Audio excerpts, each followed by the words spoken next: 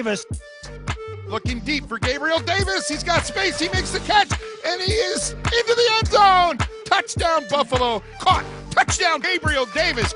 Fires downfield. It is man wide open. Caught. Touchdown, Gabriel Davis. Touchdown, Buffalo. He was wide open. That is a catch. Great catch. Laid out completely and pulls it right in.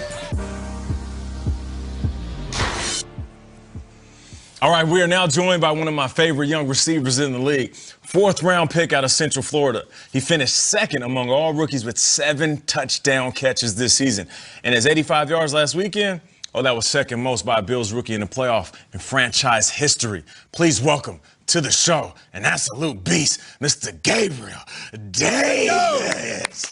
What's up, G? Yes, sir. Yes, sir. Thank you. Yes, Thanks for having me on the show. Of course, man. I appreciate you joining us. Now, I don't know if you saw the last segment, but you are this week's Toe Jack Swag champion. So let's go inside those plays. Kind of take us through what happened on that touchdown to end that touchdown drive to end that first half. What happened in those 2 catches? Because a lot of people don't know. After you catch the ball, it's either one of 2 things. You think you think you didn't catch it, or you're like, you know what? Nah, I caught those. So did you know you caught those? The first one was kind of questionable. I didn't really know. I was real confident in my feet at the time, but I know I was really squeezing that sideline.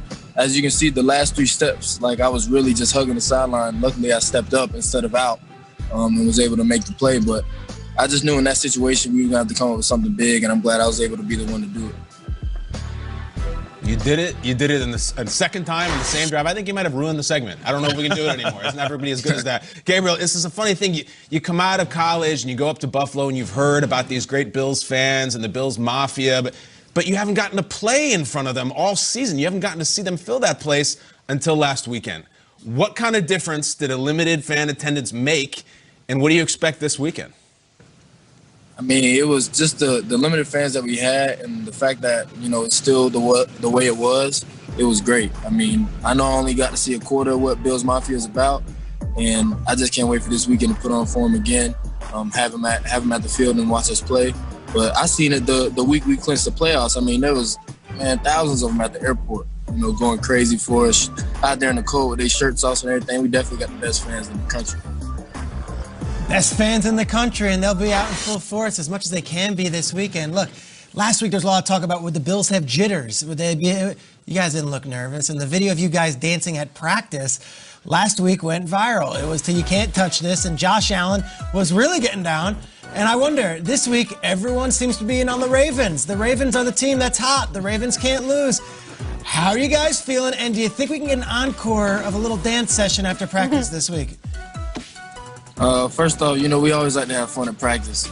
Like to keep it loose, and all the guys like to get together and do things like that. So that's the great thing about this team. And also, Ravens are a great team.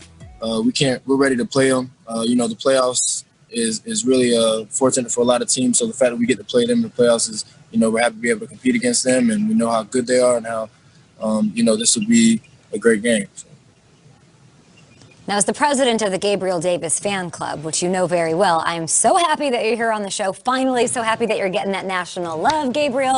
And I want to talk to you about your guy, Stephon Diggs, for a second. He joked around a few weeks ago saying that he needs you to work a little harder on some of those touchdowns because you're always open while he's getting all the smoke. Did you have a response to Stephon after you heard that? It comes easy to some people. He has to work a little harder than me. I try to teach him my ways the best way I can to get open. That's why you see him be so successful all the time, because it's really for me and the things I teach him throughout the week. So I love that. He's a clown, man. But I'm happy to have him on the team. I learned a lot from him, and just couldn't be anywhere better. What have you learned about him? What type of a mentor has he been to you this year, in all seriousness? He's one of the best leaders I've ever been around. And I feel like a lot of people don't give him credit for that. And then you have the factor in that say that, we're winning a lot of football games. Like, no, I feel like whether we're down or whether we're up, he's the same type of guy. He genuinely cares about the people on his team. And, he's competitive. He wants to win. He's confident in himself. He's confident in the players around him, and he's gonna make you better.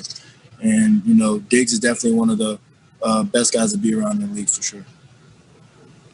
All right, so we were looking at this weather for this weekend, and there's possibly a chance of snow. Now, you're one of those guys that went to UCF, all right? So I'm not sure if you played in weather conditions like you might see. Have you ever played in snow before? Nah, not till I got up to here. Okay, so how do you think that weather will affect your offense? Oh, I don't think it'll affect it at all. We are out there practicing all the time in the cold. It's been way colder in practice than it has been in the games. The games, you don't really feel it because all the adrenaline. So we're going to be just fine. You know, this is our home. This is where we play at every single week, in practice. So we're ready when it comes to the weather. That's why you get that home field advantage. You're a long way from Seminole High, my friend. Weather or no weather, snow or no snow, those corners for the Ravens are no joke. Between you and Steph and Knox and Cole, all those guys you have in that room, you're gonna have to beat Humphrey. You're gonna have to beat Peters. When you look at these guys on tape, what makes them so good, and how do you beat them? Great physical, confident guys. They have a great defense, and they're a bunch of dogs on the team. So we can't wait to compete against them. We got dogs as well. But I mean, you watch film, you see why they're one of the best DB groups in the league. Yeah, you guys got your dogs, and it's going to be a dog fight. Gabriel Davis, we can't wait to watch this game. We appreciate you joining us, man. Yes, sir. Thank y'all. Of course. Have a good one. Good luck, Gabriel. Shout out to your mom, who's always watching the show as well. Hey. All our Buffalo fans. Yes, thank you. Of course. Okay, let's get it over to Will Selva.